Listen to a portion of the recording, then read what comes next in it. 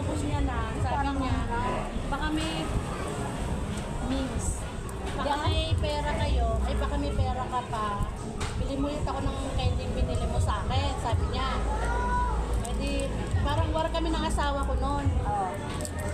Tanong siya ng tanong kung saan binili, hindi ko sinisin yung message niya. Tapos, nung nasin ko, kunwari, bibili kami doon sa butika. Walang means. Tapos, nung pumunta ulit si tita rito, ayaw raw